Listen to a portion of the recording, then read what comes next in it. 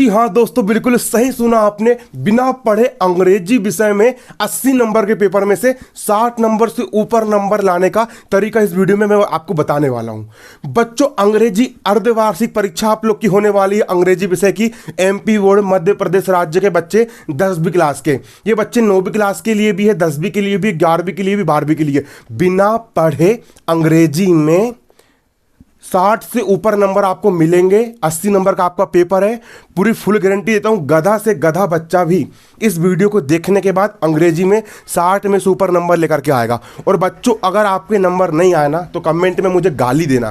क्या देना? गाली देना बच्चों, और चैनल को अनसब्सक्राइब कर देना अगर नंबर नहीं आए तो। अब देखिए नंबर कैसे आएंगे।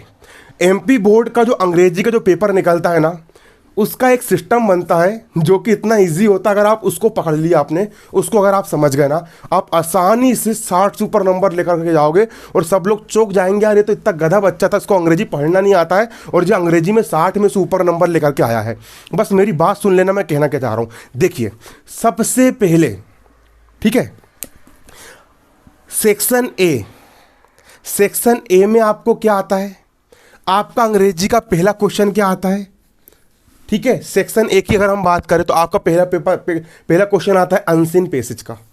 काय का आता है? अनसीन पैसेज का। ये आपके फ्री के नंबर है।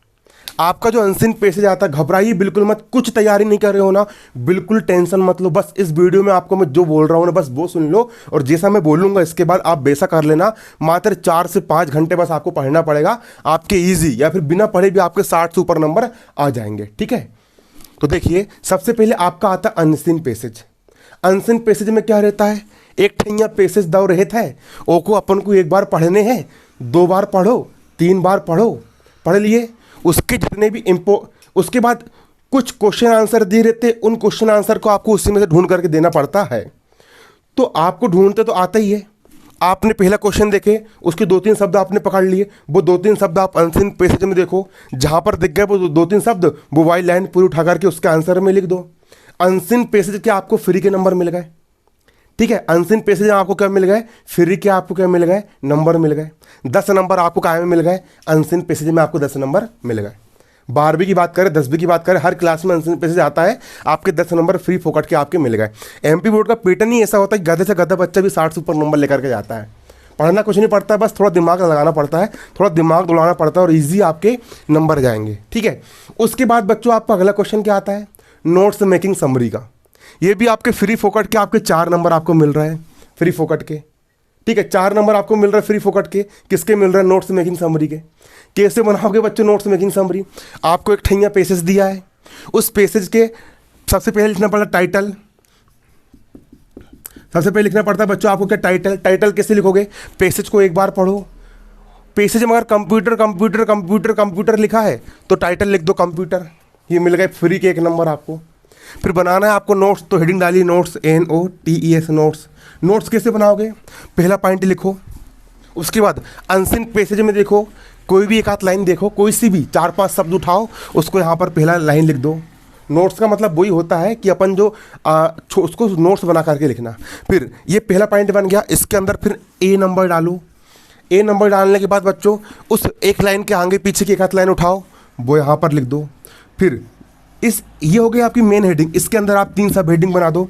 उसी लाइन जो आपने ये लाइन लिखी, इस लाइन के आगे पीछे का अनसीन पैसेज की एक आध लाइन उठाओ, वो यहाँ पर लिख दो। फिर C नंबर का भी आप इसी प्रकार लिख दो। ये बन गया आपका एक पॉइंट तैयार हो गया। इसी प्रकार फिर दूसरे नंबर का पॉइंट बनाओ। दूसरे नंबर के पॉइंट में भी कुछ भी एक आध लाइन उठा के लिख दो। इसके अंदर A नंबर की हेडिंग डालो, कुछ भी लिख दो। B नंबर की डालो, ये लिख दो। C नंबर की डालो, ऐसा करके ये लिख दो, है ना। कोई भी लाइन उठा करके आप यहाँ पर लिख दो। एक पॉइंट आपका तैयार हो गया, दूसरा हो गया। इसी प्रकार तीसरा तैयार कर लो, इसी प्रकार चौथा तैयार कर लो। 4 पॉइंट बन गए, आपके नोट्स हो गए तैयार।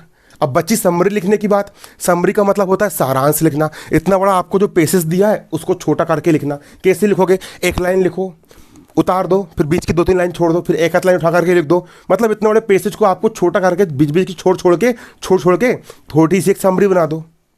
आपकी नोट्स मेकिंग समरी बिना तैयारी करे आपको फ्री के कितने नंबर मिल गए? आपको 4 फोकट के नंबर आपको 4 मिल गए। नहीं मिले कि नहीं मिले बताइए मुझे। नहीं बच्चों, मिले कि नहीं मिल गए ना? घबराओ बिल्कुल मत, मैं हूँ, ठीक है, चिंता मत करो। फ्री के नंबर मिल गए आपको यहाँ पर। इसके बाद डस्टर कहाँ गया मेरा? अब देखो, अब अगली बारी किसकी आती है? वीडियो बन रहा है ना? हाँ चलो बन रहा है। अब बच्चों देखो अगली बार के आपको देखो ना, ये भी आपके फ्री के नंबर हो गए, ये भी आपके फ्री के नंबर हो गए। अब बच्चों क्या होगा, अब आपको एक क्वेश्चन आता है एक्सट्रैक्ट का। आपको क्या आता है? एक्सट्रैक्ट। आपको एक एक्सट्रैक्ट आता है। एक्सट्रैक्ट का आपको दो एक्सट्रैक्ट आते हैं। आपको दो क्या आते हैं? एक्सट्रैक्ट। ये भी फ्री के नंबर है। एक्सट्रैक्ट क्या होते हैं पहले समझ लो। एक्सट्रैक्ट का मतलब क्या होता है? आपकी जो अंग्रेजी की जो किताब है उसमें दो प्रकार के पार्ट होते हैं। एक होते हैं कहानी वाले पार्ट। कहानी वाले पार्ट को हम प्रोस कहते हैं। क्या कहते हैं? प्रोस। और एक होते हैं पोयम वाले पार्ट। पोयम वाले पार्ट को हम पोएट्री कहते हैं। ठीक है। तो पेपर वाला क्या करेगा, आपके जो कहानी वाले पार्ट है ना, प्रोज वाले पार्ट, उसमें से वो कोई भी 4 लाइन उठाएगा और 4 लाइन का एक गद्यांश बना करके ऐसा लिख देगा और उसके नीचे वो कुछ प्रश्न लिख देगा और उन प्रश्नों के उत्तर आपको उसी में से ढूंढ करके आपको देना होता है। ये भी आपके फ्री के नंबर है। आप फ्री में आपने कर दिए, आपको ये नंबर फ्री के मिल गए। बस इसका एक लास्ट क्वेश्चन ये रहता है, वो ये बोलता है कि ये जो गद्यांश है ये किस पार्ट से लेकर के आया गया है, उस पार्ट का नाम लिखिए और उसके लेखक के नाम लिखिए। तो आपको इस गद्यांश को थोड़ी सी मेहनत करके पार्ट और लेखक के नाम आपको याद करना पड़ेगा, जो पार्ट आपके अर्धवार्षिक में आने वाले हैं। ठीक है। बाकी आपको फ्री के नंबर ये मिल गए फ्री के नंबर। नहीं मिले कि नहीं मिले मुझे बताइए। मिल गए। फिर आपको क्या होगा, आपकी जो पोयम वाला पार्ट है, आपकी जो पोयम वाली पार्ट है, पोयम वाली पार्ट के वो 4 लाइन उठा करके वो आपको ऐसा लिख देगा। पोयम वाली पार्ट है, कितने लाइन उठा के लिख देगा? वो 4 लाइन उठा करके लिख देगा और इसके नीचे वो कुछ प्रश्न लिख देगा। इसके नीचे वो कुछ लिख देगा, इसके नीचे वो कुछ प्रश्न लिख देगा और उन प्रश्नों के उत्तर आपको इसी में से ढूंढ करके देना है। आपने उसको पढ़े, इसी में से ढूंढ करके आपने लिख दिए। बस थोड़ी बुद्धि लगाना पड़ेगा। ढूंढेंगे कैसे? आप उसके 2-3 शब्द पकड़ लो। वो 2-3 शब्द अगर इस पेज में जहाँ कर भी मिलते 2-3 शब्द, वो लाइन उठा करके लिख दो या फिर कुछ भी लिख करके जाओ। अनसीन पेजेस कोई मास्टर लोग उतना चेक भी नहीं करते। हाँ बच्चों, बस क्वेश्चन कुछ भी छोड़ के मत आना, लिख के जरूर आना। ठीक है। आपने एक्सट्रैक्ट कर लिए। ये भी आपको कैसे नंबर मिल गए? फ्री के आपको क्या मिल गए? नंबर मिल गए बच्चों, आपको फ्री के नंबर। इसके बाद ये आपके फ्री के नंबर हो गए। अनसीन पेसेज के हो गए आपके 10 नंबर। ठीक है। एक्सट्रैक्ट के हो गए आपके कितने? 6 नंबर। 16 नंबर आपके यहाँ पर ये हो गए। इसके बाद आपने क्या थी, आपने नोट मेकिंग समरी कर लिया, 4 नंबर। 20 नंबर आपको यहाँ पर अंग्रेजी में कैसे मिल गए? फ्री के मिल गए। इसके बाद बच्चों जो 10वीं क्लास और 9वीं क्लास के जो बच्चे हैं उनको ऐसे आएगा और शायद 12th में ऐसे नहीं आ रहा है ना? अब वैसे अब हम 10वीं की बात करेंगे स्पेशल, है ना? और बाकी अन्य क्लास वाले भी देख सकते हैं, लेकिन मेन हम 10वीं को यहाँ पर लेकर के चलेंगे। तो देखिए बच्चों, फिर क्या आ रहा है आपको? ऐसे आना पूरा फुल गारंटेड है। ऐसे आपको क्या आएगा? Wonder of science. तो आप क्या कीजिए, आप वंडर ऑफ साइंस का ऐसे याद कर लीजिए। हाँ, अब कई सारे बच्चे बोलेंगे सर हमको तो वंडर ऑफ साइंस का ऐसे याद ही नहीं है। उसका भी एक आइडिया है, बताऊँ क्या आइडिया है?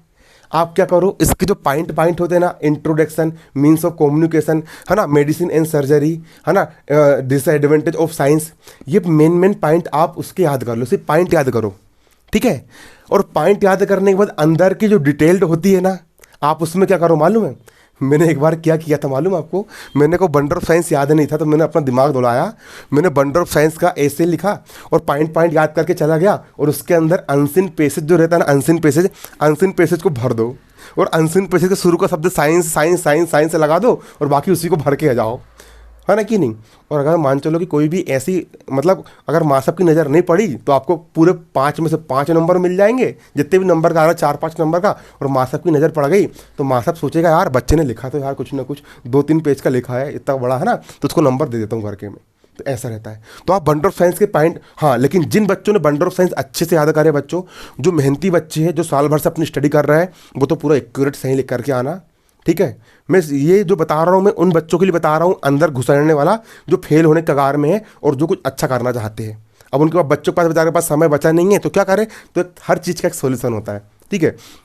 आप पॉइंट याद कर लो वंडर ऑफ साइंस के अंदर की डिटेल जो रहेगी वो आपके करना, जो अनसीन पेसेज वगैरह होते हैं कि नहीं, उसके अंदर का भर के जाना और सब में साइंस वो लिख के जाना। ठीक है। कुछ भी भर के जाना अंग्रेजी में, लेकिन छोड़ के मत आना, पेपर पूरा सोल्व करके आना बच्चों। वंडर ऑफ साइंस आपको 5 नंबर मिल गए।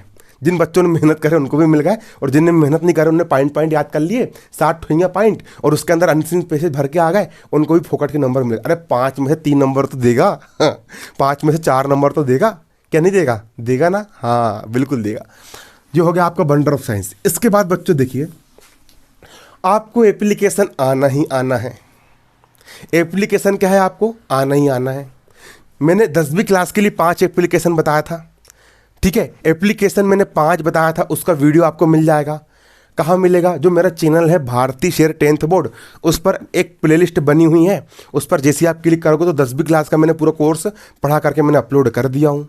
वहाँ पर आपको मिल जाएगा वहाँ पर आपको वीडियो। तो बच्चों आप क्या करो, और अब मान चलो कि कोई ऐसी एप्लीकेशन आ गई जो आपने याद करके नहीं गए हो, तो देखो टू द प्रिंसिपल सब में सेम रहता है। तो टू द प्रिंसिपल आपने जैसे का वैसा लिख दिए, फिर अपने स्कूल का नाम आपने लिख दिए, सब्जेक्ट डाले यहाँ पर, सब्जेक्ट एंड एप्लीकेशन फॉर, आपने 3 डेज लिख के याद करके बोनी फंसी, सब्जेक्ट एंड एप्लीकेशन फॉर। जो क्वेश्चन लिखा रहता है ना एप्लीकेशन का, वहीं पर लिखा रहेगा कि एप्लीकेशन किसकी लिखना है, कैरेक्टर सर्टिफिकेट की लिखना है, तो वही लिख दो subject and application for character certificate, लिख दिए। रिस्पेक्टेड सर, अंदर most humbly and requestfully I am a student of class 10th of your school, इतना आपने लिख दिए। उसके अंदर फिर इतना आपने लिख दिया ना, इतना तो हर एप्लीकेशन में सेम रहता है, उसका आपको 2-3 नंबर आपको मिल जाएगा। बाकी you are student Aman Sahu, class का नाम डाल दिए, इसका आपको 1 नंबर मिल गया। एप्लीकेशन आपकी 4 नंबर की आई, आपने नए पेज से लिखे, ऊपर to the principal government high secondary school, है ना, डिस्ट्रिक्ट डाल दी, subject and application for, subject आपने वहीं देख करके लिख दिए, और बस बीच की जो 2 लाइन रहती है उसको आपने मन से लिख दिए। और जो 2 लाइन आपकी जो मेन रहती है, अरे कुछ फॉर्मेट आपने लिख करके आ गए और अपना थोड़ा मन से बना करके लिख दिया आपने। अरे भैया 4 नंबर की एप्लीकेशन है, अरे 4 नहीं मिलेंगे, 3 नंबर तो मिलेंगे, क्योंकि आपने टू द प्रिंसिपल तक तो पूरा फॉर्मेट आपने पूरा सही बनाया, बस बीच का बस आपने थोड़ा बहुत याद करके नहीं गए तो वो आपको मिल गए। और वैसे भी जो मैंने 5 एप्लीकेशन आपको लिखवाया हूँ ना, वो फंसना ही फंसना है, तो 5 एप्लीकेशन आप तैयार कर ही लेना, या फिर पढ़ करके चल जाना, पेपर में कुछ भी लिख करके आना, लेकिन छोड़ करके मत आना।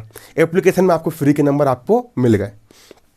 इसके बाद बच्चों आपको क्या आ रहा है, आपको आ रहा है पिक्चर गाइडेड कंपोजिशन। आपको पेपर में क्या आ रहा है, पिक्चर गाइडेड आपको कंपोजिशन आपको आ रहा है। वो कैसे करोगे? तो देखिए बच्चों, पिक्चर गाइडेड कंपोजिशन के बारे में आपको पेपर में एक चित्र दिया रहेगा।